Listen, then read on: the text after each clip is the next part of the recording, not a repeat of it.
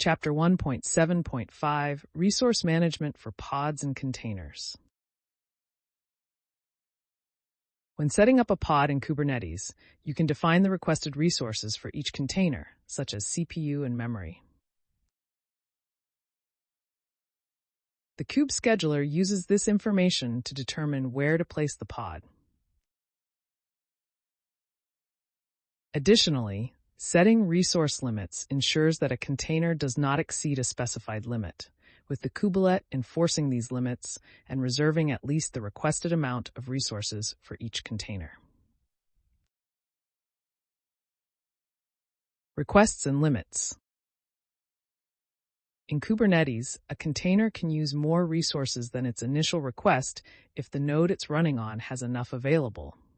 However, the container cannot exceed its resource limit. For example, if a container has a memory request of 256 MB but a 4 GIP limit, the kubelet and container runtime will enforce the limit, preventing the container from using more than 4 GB of memory. This is important because exceeding resource limits can lead to processes being terminated by the system kernel with an out-of-memory error.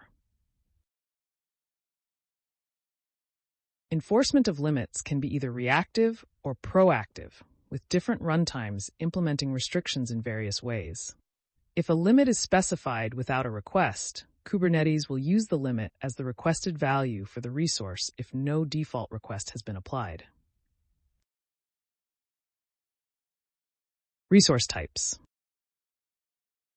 The text discusses how CPU and memory are both considered resource types, each with their own base unit. CPU is measured in Kubernetes CPUs, while memory is measured in bytes. For Linux workloads, huge page resources can be specified, which are blocks of memory larger than the default page size. It is noted that huge pages cannot be overcommitted, unlike CPU and memory resources. CPU and memory are collectively referred to as compute resources, which can be requested, allocated, and consumed. These are distinct from API resources, such as pods and services, which can be read and modified through the Kubernetes API server.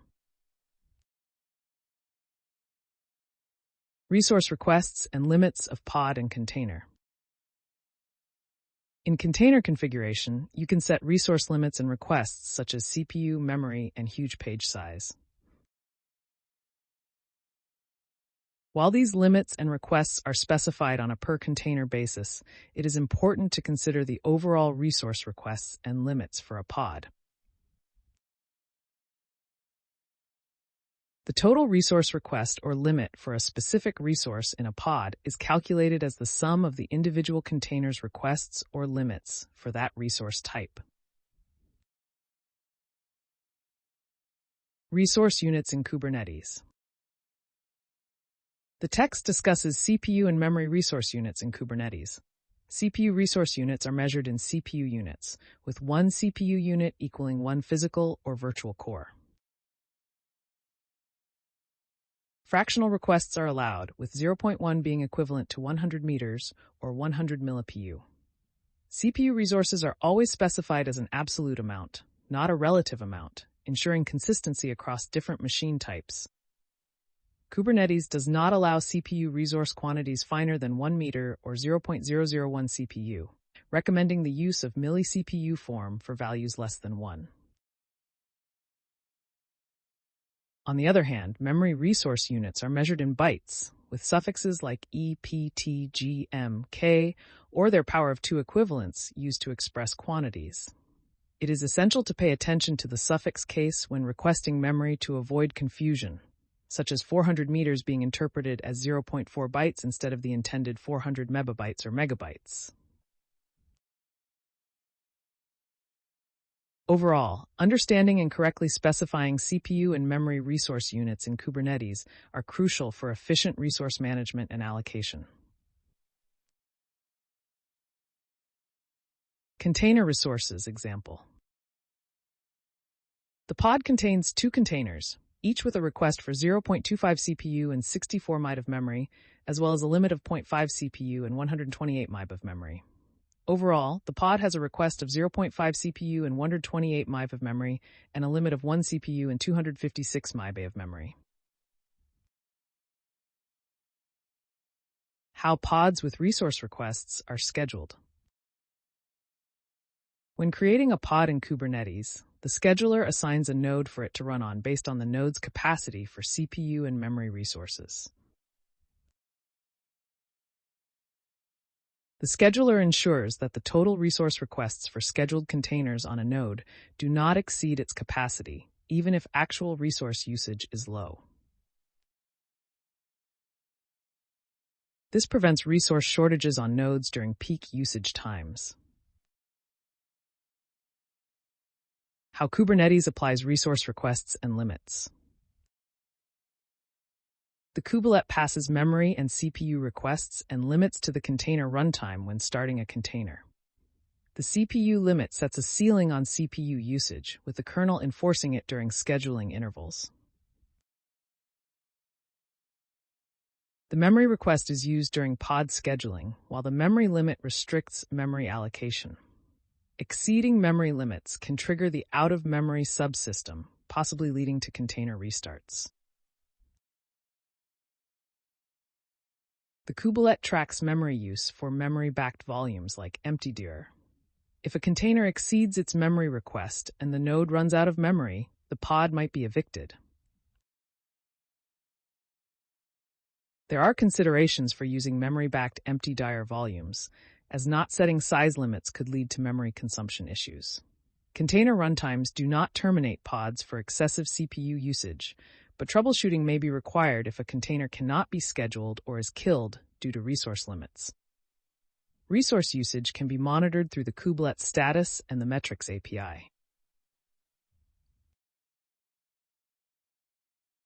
Caution should be exercised when using memory-backed empty-dir volumes, as excessive memory use can lead to denial of service and out-of-memory handling. Files stored on memory-backed volumes must be managed by the user application, as Kubernetes or the OS will not automatically delete them. Memory usage for empty-dir volumes can be limited using resource quota or limit range settings.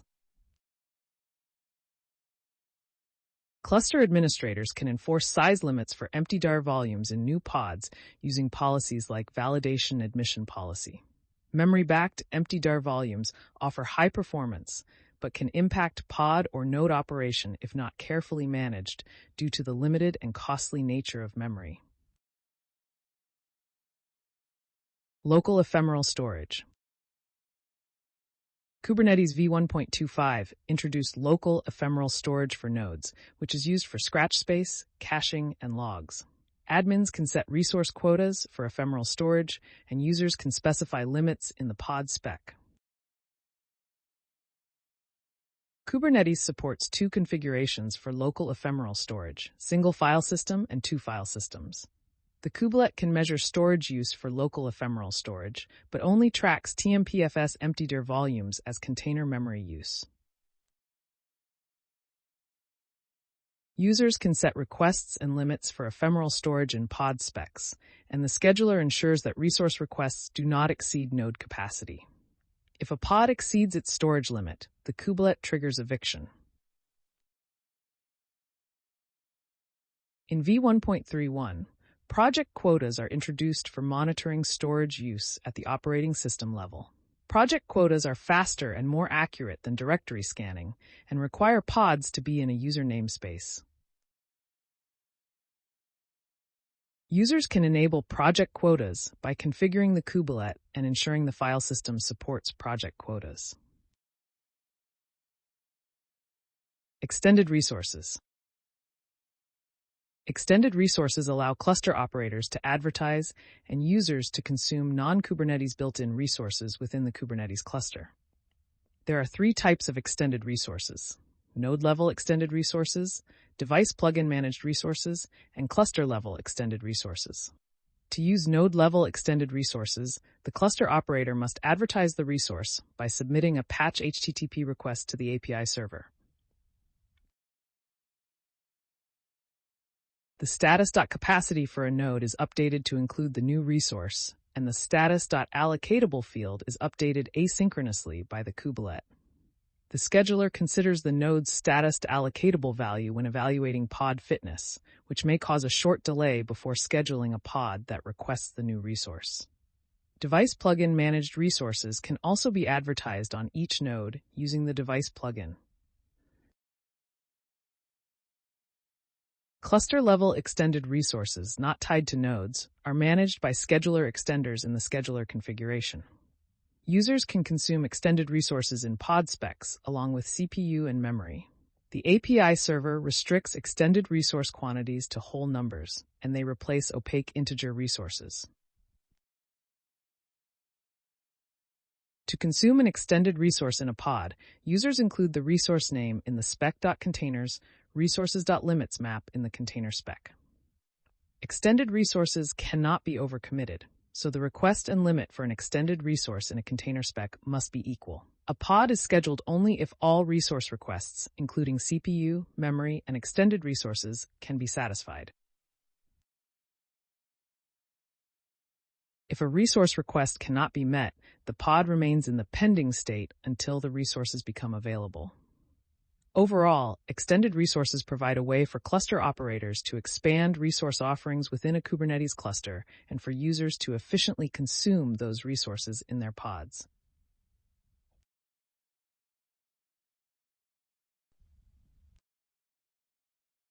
PID limits in Kubelet allow for restricting the number of PIDs a pod can consume. Refer to PID limiting for details on configuring this feature.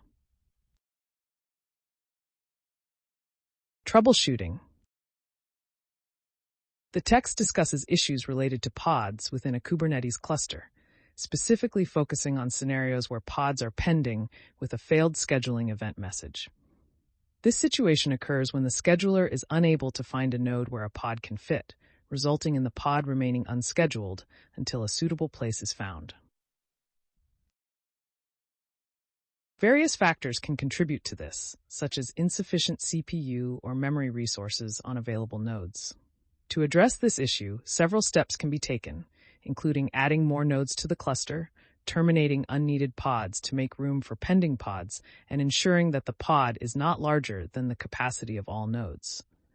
Checking for node taints and examining node capacities and allocations with the kubectl command can also help diagnose and resolve the problem. Additionally, the text highlights the importance of considering resource quotas in Kubernetes to limit the total amount of resources that a namespace can consume.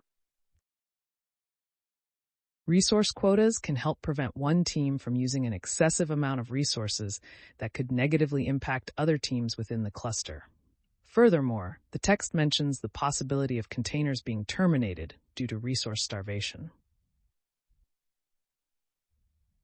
To identify if resource limits are causing container termination, the kubectl describe pod command can be used to check for restart count and omkilled reasons, which indicate that the container exceeded memory limits.